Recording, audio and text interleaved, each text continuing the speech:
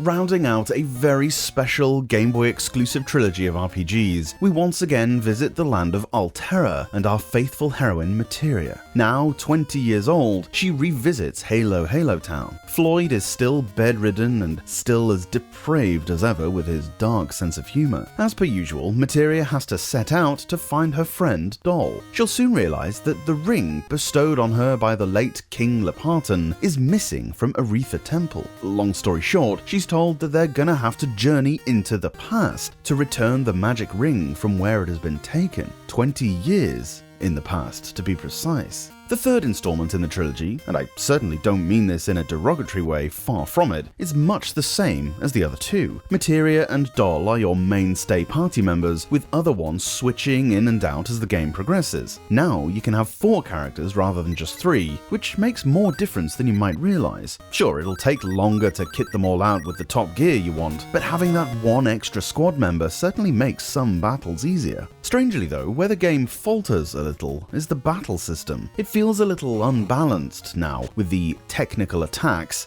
basically a critical hit, being much more commonly performed by your enemies than before. If this happens when Materia has yet to find her allies, you can easily be one-shot by even a moderately weak random encounter, and it's game over. So your mantra should be, save regularly. Now as well, the death attack, which would previously one-hit KO any enemy in the previous game, works on bosses, even the final boss, which could actually be an oversight. I wonder if that was actually intended or not, and it certainly does make the game a little cheap in places. Graphically, these have been some of the best the Game Boy had seen so far. Aretha III is definitely no different. The same quality is evident across the board. There are even some nifty little sprite animations in the battle sequences now, which even the Super Famicom game didn't really have. Whereas the hometown was ubiquitous between games 1 and 2, this time it's undergone a complete restructuring. 20 years in the past, it looks more like a city now, with massive towering temples, sprawling open areas, and many more shops to buy stuff in.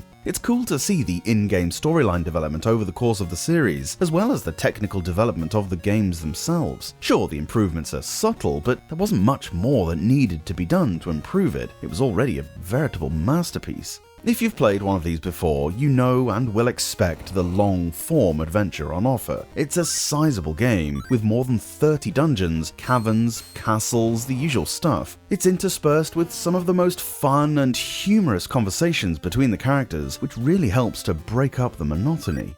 If you can read it, of course. So, in conclusion, the weakest part, least strong might be more apropos, of what has been one of the greatest surprise pleasures of the entire Game Boy library so far, draws to a close. Now, I didn't finish any of the 3 yet. I simply don't have the time to translate all of what is such a long threesome of games, but one day I will for sure. The pieces of Aretha's story that have been revealed to me so far are so engrossing, and the characters now so dear to me. I'll make that promise to myself.